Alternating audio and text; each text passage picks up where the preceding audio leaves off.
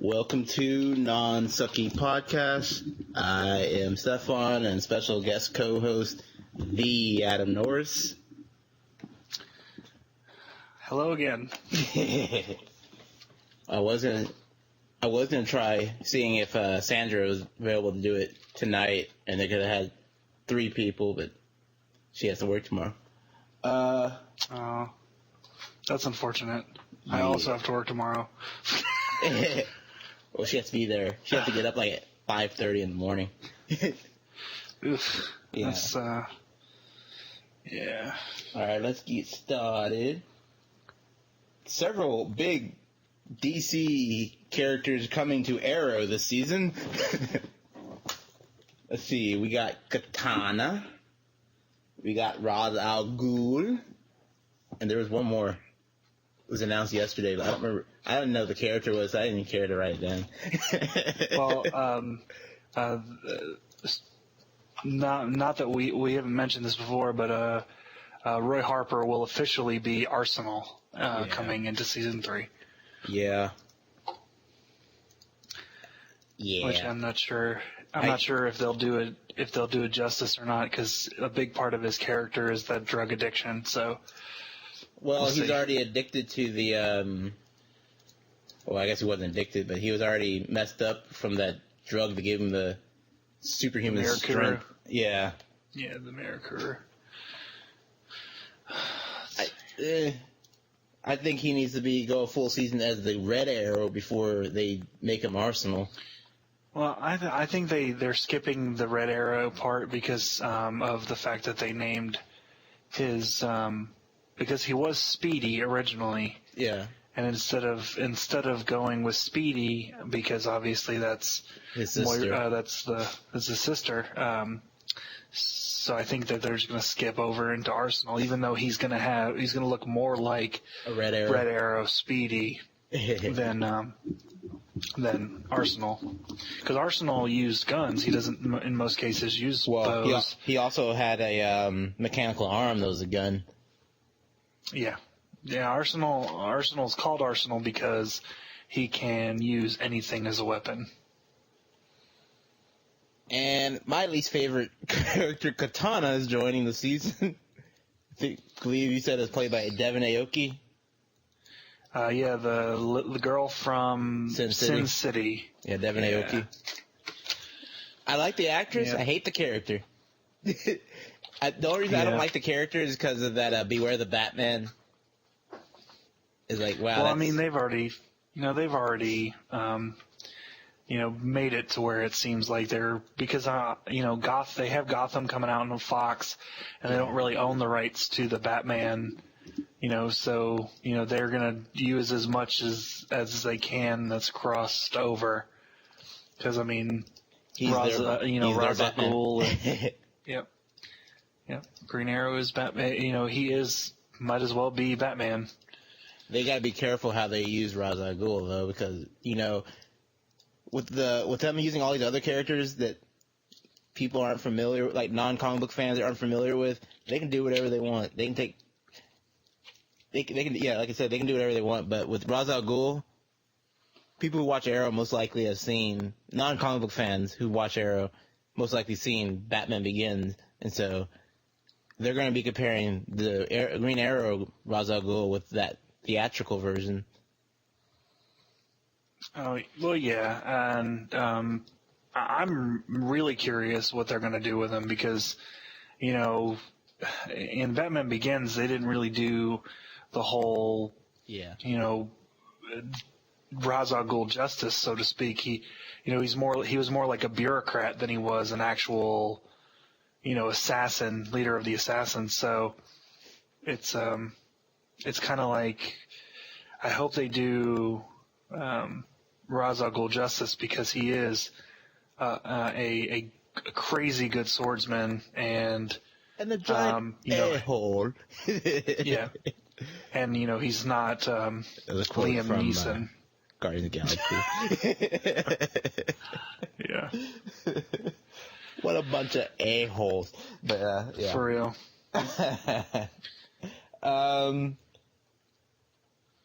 Let's see. Sony, the whole deal of which studios own which characters, right?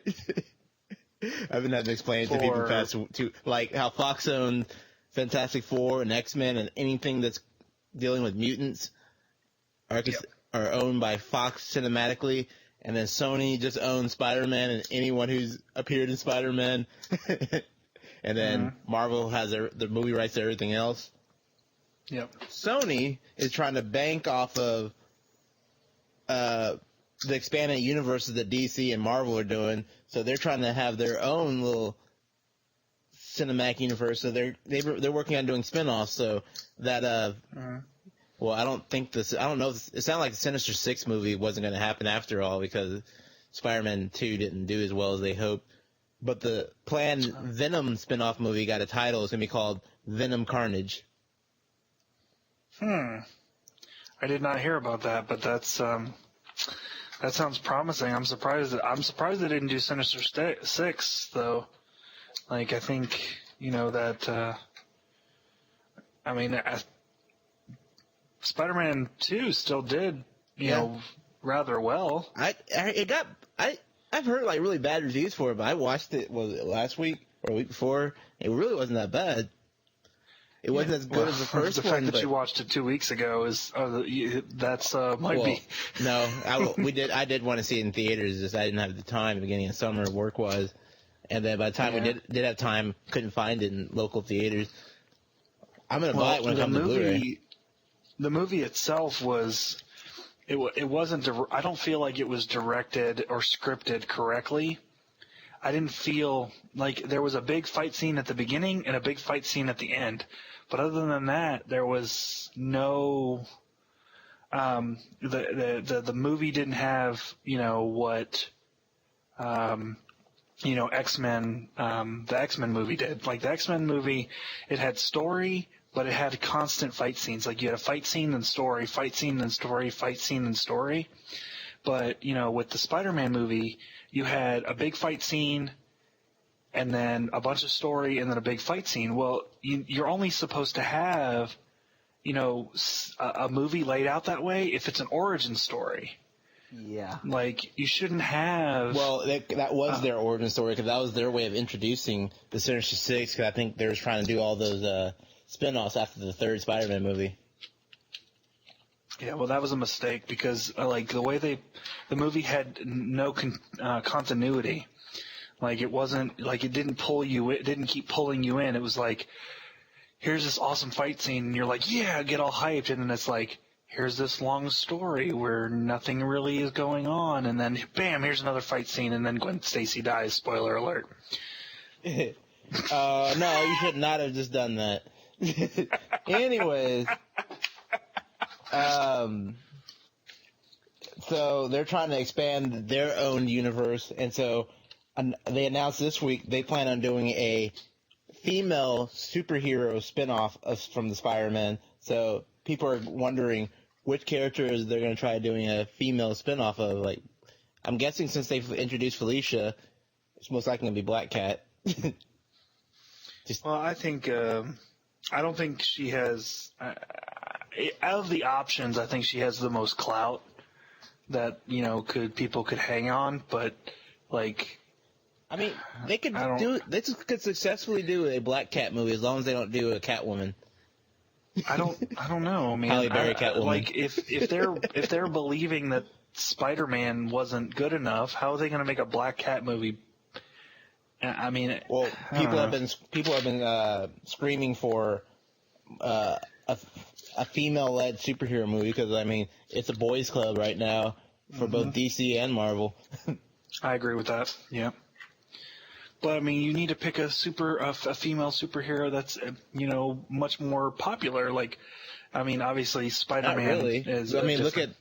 like the characters that Marvel released, those weren't very popular, and they took a giant gamble with Iron Man and Thor. Thor, yes. Iron Man and Captain America are very popular characters. Iron Man wasn't that popular when they did that first movie. He was considered one of their B heroes. But I mean, all the Avengers are basically B heroes minus Captain America. Well, I mean, like, Marvel's Justice League series was pretty much the X-Men, which they gave away to Fox, and their Batman, like, popularity-wise, their Batman was Spider-Man, which they gave to Sony, and those are, like, the two big things Marvel has always been known for, and so non-comic book fans really weren't aware of, like, people like Iron Man and stuff. I mean, they've heard of Captain America, but they heard jokes about Captain America, and he's their Superman.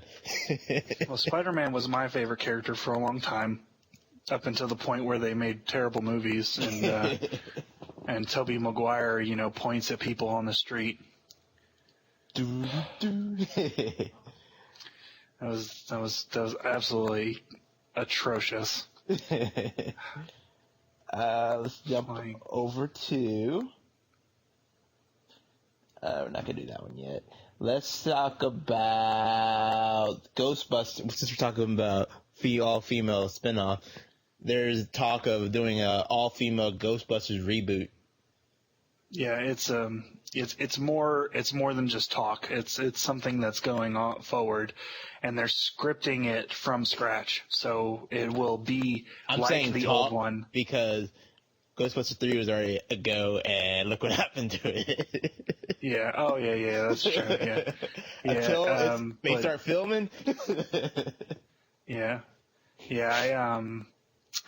I don't know how I feel about that. I mean, I understand the whole, wanting to, put the focus on the female. I'm sure it'll be great. I mean, it's going to be a Ghostbuster movie. They can't really, I guess they could mess up a Ghostbuster movie, but yes, they can. I mean, it's if they're going to script it from scratch, I feel like it's not really a reboot anymore. It's more like a completely different series.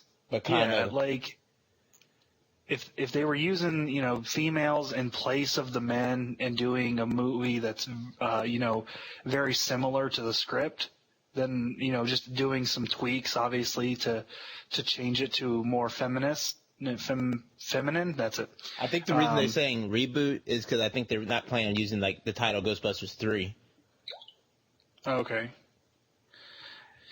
Yeah, but I'm obviously I'm gonna go see it. I love Ghostbusters, and regardless of whether they're women or men, I think they'll do good. I'm kind of curious how they're gonna do this, because you take a series that has two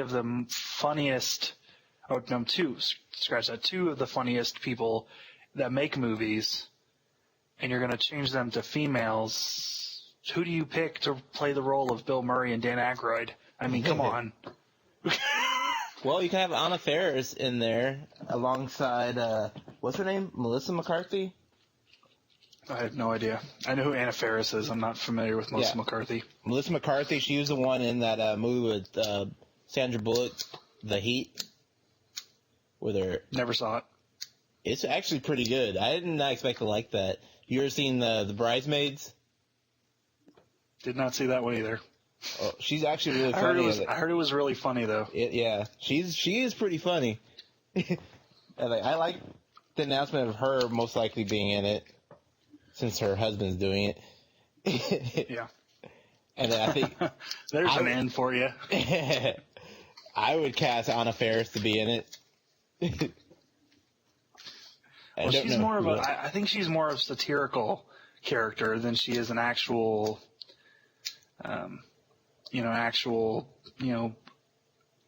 real movie type actress. I think she could pull it off. I don't know. I haven't really seen her in anything that's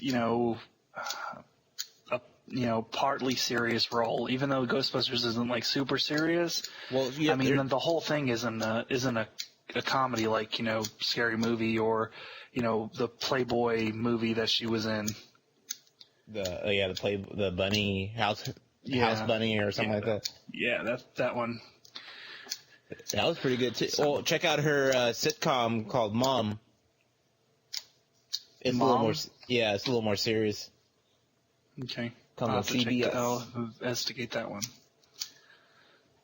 Okay, and Big Bang Theory stars sign new contract. Overpaid in my book. Absolutely, it's absolutely crazily overpaid. That's what it was like $30 million. No, they're getting each? $1 million each for the big three. The main three, Sheldon, Penny, and the other one. No. They're getting like $30 million for like $10 million a season. Something like that. Yeah, well, that's absolutely crazy. And the other two are getting much less. Because I find the other two to be more funny than the main ones. Well, I don't think Penny's that funny. I think Penny's more of eye candy. So yeah, there's that. I was like, isn't that like? I mean, for real. Like, all right. Now Leonard and I can't even remember the other guy's name right now. Leonard and Sheldon. Sheldon, that's it. Leonard and Sheldon, they're fantastic. But Penny, Well, I guess you got to pay her a bunch of money because like she's doing other stuff now.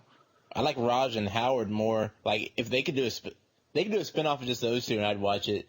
I haven't really been watching Big Bang Theory as much because I haven't watched it that much recently, but I feel the same way. You could definitely spin off the character, one or two of those characters, and make just as successful TV series. I think they did the will they or won't they too soon with the yeah.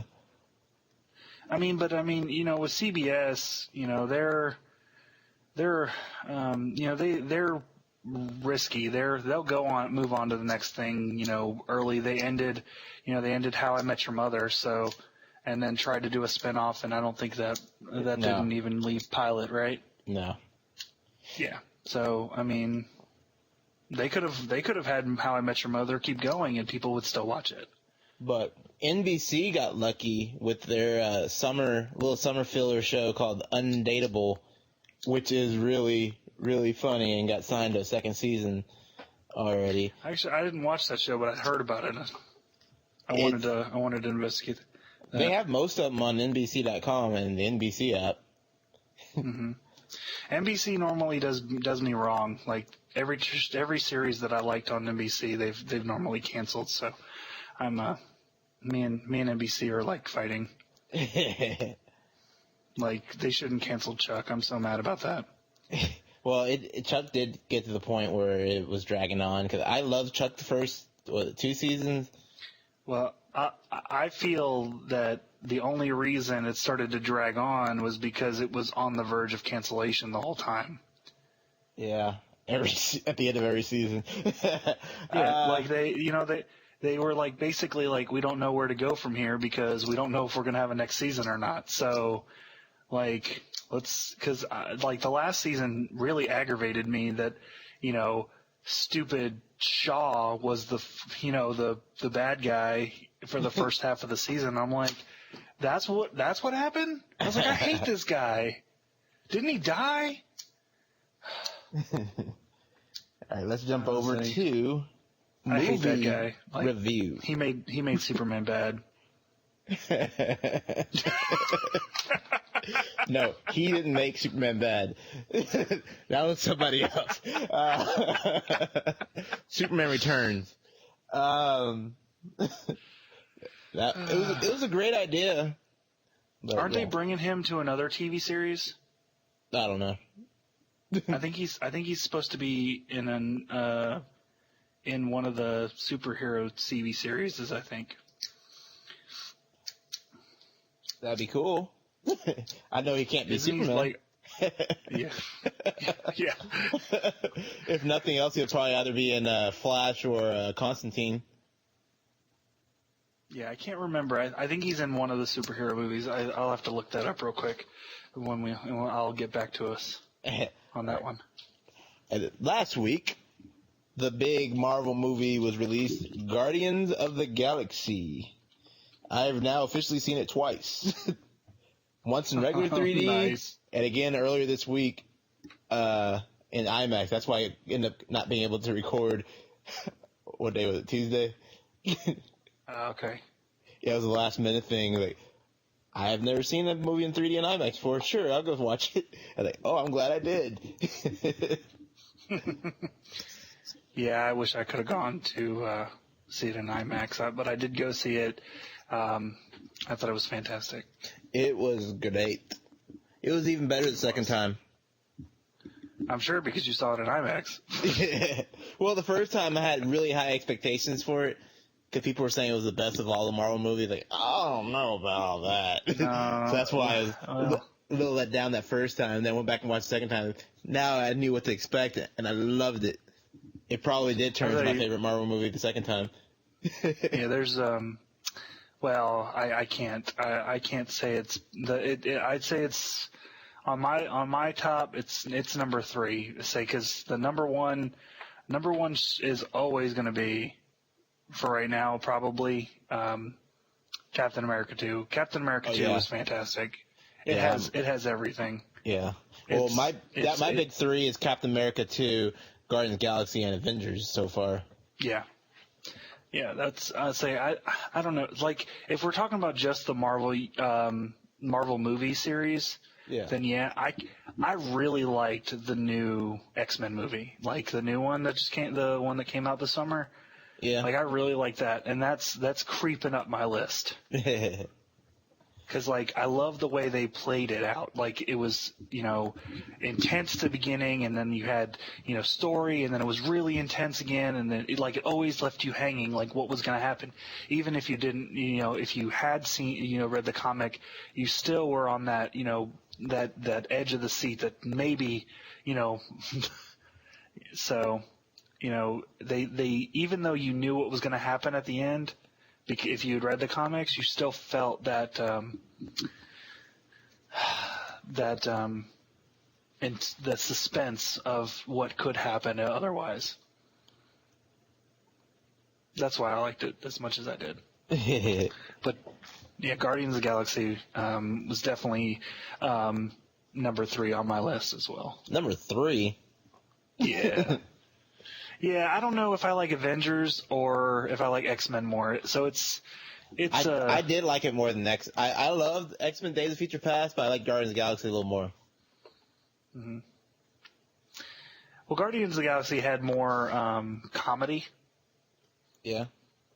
So it appealed to different Star-Lord's fantastic, and Chris Guardians of the Galaxy had Chris Pratt. Guardians of the Galaxy had a very Fifth Element feel to it, with the combination of humor and action. It made me long for Star Wars. Yeah, it's Marvel version of Star Wars. I wanted Star Wars. So I was like, this feels like Star Wars. Like during the ending scene where they're the huge star battle, that was fantastic. Yeah, I'm ready for the sequel. I don't even care if I know they're eventually gonna have them meet up with the Avengers, but I don't really mind if they kept that completely away from Earth throughout their. I'll tell you this right now: they could have a Star-Lord movie, and I would watch it. Yeah, because I don't like. And I'm sorry. Why did they pay however much they paid? Vin Diesel. I am Groot. I am Groot. I was like, you could pay me $3 to say that. I'd do it for free. Shoot. I just did it for them. They could have taken that soundbite and just used that. Exactly. Got all that. And then tomorrow we're going to check out Teenage Mutant Ninja Turtles in 3D. Well, see, I'm kind of scared because the trailers don't look good to me, but I love the Ninja Turtles. My friends love the Ninja Turtles. And the early reviews for it were all really good, and people said it surprised them. And then I bought tickets today for tomorrow, and then I'm seeing some Twitter reviews where I saw one person put down they went with their friend that was a giant turtle fanatic, and their friend would now no longer speak to them. Like, that's not a good sign. Yeah, I am very interested in watching the Turtles, and I don't know. I really like Shredder. I like what they did with Shredder.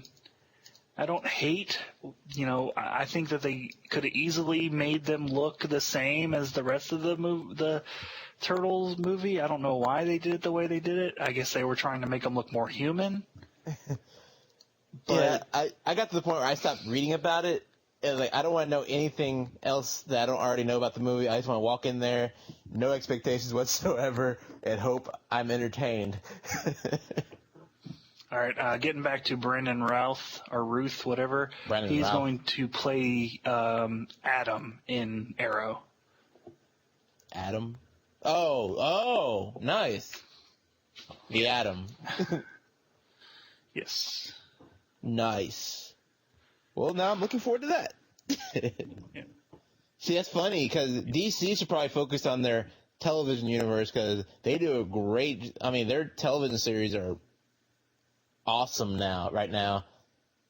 Marvel should probably stick to the big screen. Yeah.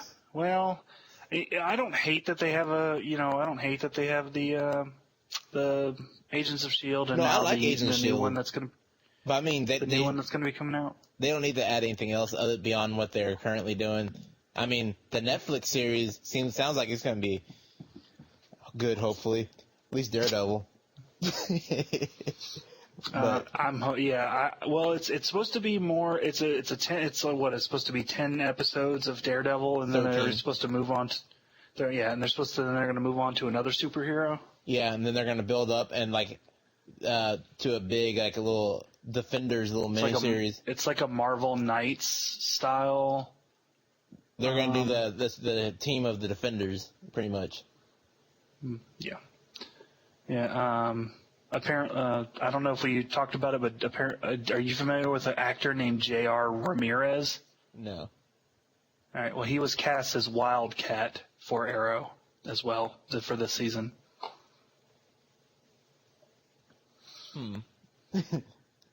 Yeah, I never really liked Wildcat.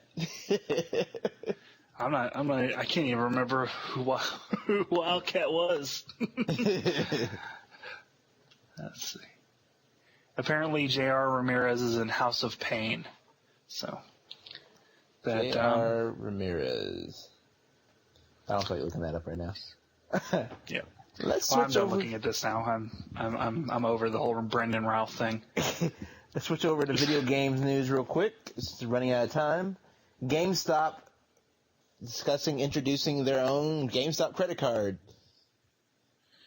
There's on top of that, there's also talk that GameStop will be changing the way trade-ins are working. They will actually give less for new games and more for old games. Huh. Not to where it's unbalanced, but they'll, at one point they gave $30 for a new game. Now they may give like $28, and instead of giving you $10 for an older game, they may now give you $12. You mean instead of giving you 10 cents for an older game, they might actually give you $1? Yeah, it's supposed to be a 20% difference. They're going to take 20% off the bottom to put it off the top to put it at the bottom. So either way, still robbing the little crap out of you. But well, yeah, and I guess that's apparently what they were aiming at, is that they were trying to make it to where it didn't feel like they were robbing us. See, I think what hurt them the most was buying out electronic boutique, or not electronic boutique, EB Games. Mm-hmm. Yeah, I mean, I don't think though they're not hurting. They're not hurting for anything. So Well, it's. I just mean the competition for trade-ins. That Yeah, kind of well, not hurting them. It everybody's hurts been us. trying to. Everyone's been trying to duplicate GameStop, and no one's succeeding. So obviously they did something right. Yeah. Like Best Buy, Walmart, everyone is trying to duplicate what GameStop's success, but they can't do it. And I'm going to jump down. Let me go through two more, and then we'll wrap this one up. Xbox One possibly receiving another $50 price cut, making it $350, which might help its sales finally. Currently, PlayStation 4 is outselling Xbox One 3-1. Yeah. And Xbox One in the coming months will release. Check this. Will release 5. Count it. 5 bundles with their Xbox One systems. They will release one for Madden. They will have one for Forza. They are releasing one for Sunset Overdrive. And they're supposed to be releasing 2 more that are unannounced for bundles before the end of the year. So that means that to the one that PlayStation 4 is releasing with Destiny, the one No, that they have Xbox 2, will be actually. releasing 5. They have which one's Destiny, and then they have the Last of Us, a bundle. Okay, is that out yet? I don't know. I know Last of Us is out, but I didn't know I don't know if the bundle is. But it might be Japan only, or Europe only. Yeah, they do that all the time. Yeah. Well, they also have a Frozen PS4 in Japan. Yeah, I saw the picture of that one. And finally, they had the second closed Arc Age beta last weekend. It was good. I was not part of that. Well, they have a new one that launches this upcoming week on what's that? Sorry. They have a new one launching this upcoming Thursday. Next is upcoming Thursday Thursday the 14th through Monday the whatever date that is. Yeah, I'm gonna. If I get invited, I'm definitely gonna try it out. I ended up loving it so much. I got the I upgraded my $50 gold to the alpha just so I can be playing every day. I liked it that much. It's really good. Yeah, I want to try it before I pay any money to it. Yeah. Because I'm already paying on. I already have WildStar, which I think is fantastic. But yeah, I took a big gamble on this one. Like, it sounds like it should be cool, so let me give it a try. Like, oh, this is amazing! Okay, that is all for this week. We will go more detail about Marvel stuff. I said we'd do it this week, but it'll for sure be next week, and I'll open up with it about the big changes happening in Marvel Comics and it bleeding over to the cinematic universe. And then I'll finally go into more detail about the Marvel versus the family of Jack Kirby. In fact, next week will be Marvel. That will be the topic of the episode. Well, then we should probably go ahead and mention, about the that Sony declining the EA access before, Yeah, sorry, I skipped over that. You probably should mention that, since if we're not going to be talking any of the game news. We'll talk about some game news. I just mean that's going to be the main topic. It's going to be Marvel. Sony's declining EA's access, which is going to be EA's little paid subscription like the PlayStation Plus and Xbox Gold, where you pay that monthly fee and then you get access to a huge collection in EA's library. But Sony said it's just not good value for them because they got the PlayStation Now coming. So yeah, they got PlayStation Now. They also have PlayStation Plus, where they get a lot of few free games. So they just didn't feel like EA was giving, because I think it was like $10 a month for the, and they just didn't feel like the value was there for the customer. Really isn't. To have another paid service on their already growing paid services. So I mean, it's like you look at it, you got PlayStation Plus, now you got PlayStation Now, and then you have Music Unlimited, and then you have Netflix, and then you have Hulu Plus, and on top of that, so you're looking at just paid services for your PlayStation 4. You're looking at over $100. So then you add on top of EA. EA Access, that's another $10. You're paying $110 on internet services just for your PlayStation 4. And this episode's going to run a little longer than normal because I'm going to throw in one more thing that I just read about today. AOL is still a major player in the internet world. They still have over 1 million subscribers for dial-up internet at over $20 a month. That's astronomical. I cannot believe that. I mean, I understand. I guess I can understand. There are some people that don't get Cable One or whatever cable provider, or whatever AT&T or whatever. There are some people that don't have that option. Yeah. But there is satellite internet, but satellite internet is expensive. So when you have, I think it's cheaper just using your phone internet. And some people, I guess, don't even get that. I mean, you look at what it cost, and some people live in the Stone Age. Back when I was, I think 16 the last time I didn't have broadband, and that was 11 years ago or something like that. 10 years ago, I didn't have broadband internet. I don't think anyone had broadband 10 years ago. Exactly. Broadband internet has become part of, the world. We can't be doing what we're doing right now without broadband internet. Yeah. We would not be able to do the show right now without broadband internet. We can even barely with do it with internet, broadband sometimes internet. You can't do stuff like that. Yeah. Yeah, we're switching over to Google Hangout next week. I just got to finish setting up my Mac for the recording of it.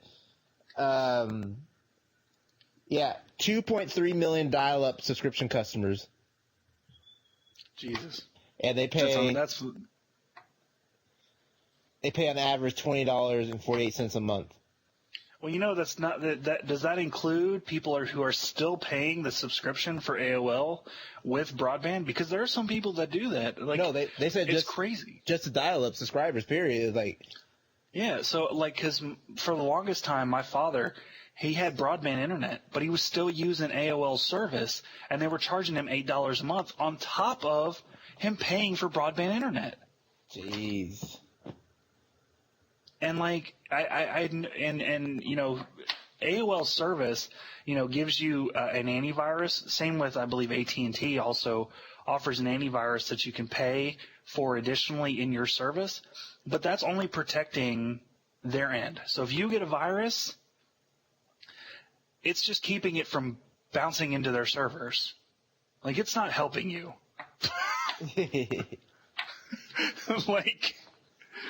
They'll be like, oh, you get this antivirus, you buy this stuff. Oh, no. No virus for you. Yep. But anyway. All right, now just for real this time. That was a quick tip. That is it for this week. Tune in next week, and it might end up having to extend the time of the show to 45 minutes. Oh, I'll talk. That's no doubt about that. I have stuff to say, even if it's not topics that we're talking about. All right. Of course, if you don't want me to talk, just mention it in the comments below.